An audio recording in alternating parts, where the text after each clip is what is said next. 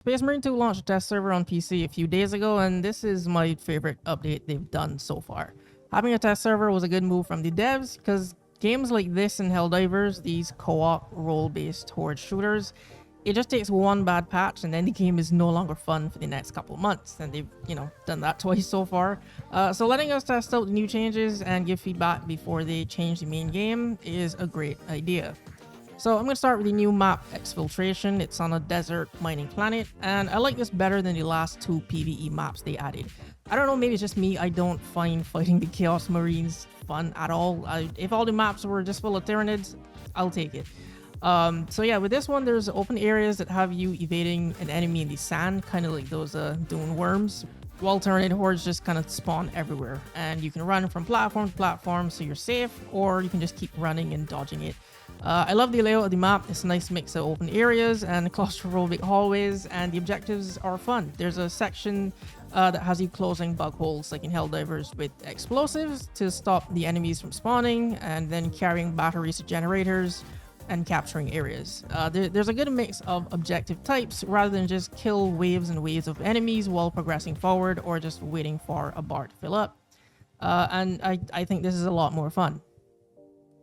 So yeah, this will be my new go-to mission to run when it hits the base game instead of just mission 1 and 6. The classes now have access to each other's weapons. The tactical gets the plasma and heavy bolt pistol and the knife. The assault now has the plasma pistol and the Bulwark's power sword. The Vanguard has one new primary and the new pistol, which is kind of like a mini melta, and the heavy bolt pistol.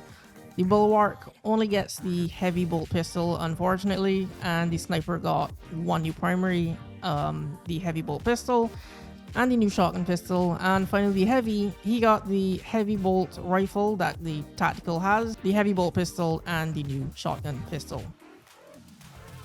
So that's it for the new class weapons. I'll pull up the new prestige ranks on screen.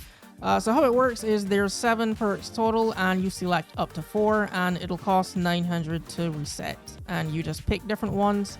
I'm not sure if all of these unlock as soon as you hit level 25, or if it works like Call of Duty's Prestige, where you reset every time you hit max level and it'll unlock one more perk slot. All of these just came unlocked in the test server, so I have no idea how that's going to work when they hit the base game. I think, me personally, I would prefer if I have to reset my ranks all the time. I know it sounds like a lot of work, but the main problem I have with this game so far is, apart from the lack of content, there's nothing to really grind for. So, having to grind through these ranks so I can have my class feel a lot more powerful, because I have 4 extra prestige ranks, that, it would give me a reason to continue playing. But what I will say about the perks, it seems like it seems like the devs are kind of listening. I can only speak on the assault and heavy because those are the main classes that I play, but the downfalls of the classes, the prestige perks are kind of helping them in those areas. So the tactical's prestige perks focus on more health and helping you get back your scan faster. Collecting ammo boxes and having low health will increase the charge rate by 10 to 15%. And the big one here is if you use a scan and it doesn't detect anyone, when the scan disappears, you'll immediately get that back. So it's great if you press the button by accident. The Vanguard's perks focus on getting back armor, weapon damage, and survivability, like more health and not getting knocked back while you're in a gunstrike. This class has similar flaws to the assault. The Bulwark is just more defensive perks, and I'm not surprised by that, but honestly, they need to buff the power sword. It's still not as good as the chain sword or the thunder hammer. The only reason I use this is because it looks cool, but yeah, I'm aware I could be doing a lot more damage with the chain sword. The sniper's perks are mostly focused on doing more damage and weapon handling, but there's one perk that makes you invulnerable to damage for 2 seconds after you hit the cloak. I don't play a sniper, so I don't know how useful that is. Sniper players, you can let me know if that's something that would help when you're playing. But now I'm going to go into the assault and heavy, because again, they're my mains. The heavy, it doesn't have a melee weapon, just guns, and on higher level difficulties, I do run out of ammo, so these perks are mainly focusing on melee damage and reducing damage taken when you have no armor. It seems like they made these perks in mind for situations where you have no more ammo, and you're just trying to survive until you can find some, which I'm not mad at. The heavy is my go-to class for the highest difficulty. I don't really have any issues with it. except when I run out of ammo, and this addresses that, so I'm pretty happy with these perks. As for the assault class though, its main problem is that it isn't as defensive as the other classes, and there aren't many perks that help you with your survivability. So there's perks that, you know, they now increase your overall health. If you're surrounded, you take less damage from enemies shooting you. There's one for a larger parry window and stops you from being knocked back during gun strikes. And lastly, if you revive a teammate, it refills your abilities and armor. So again, they've added a lot of perks to help you survive. The one that's useless is one that refills your jetpack meter by 25% if you find an armor boost. They're hardly around, so that's kind of just a waste of a perk slot. I'm glad these perks address some of the problems with the class and help you survive, but the main issue is still the jetpack. Some of these prestige perks are copy and pasted from other classes too. None of these feel particularly built just for the assault class in mind.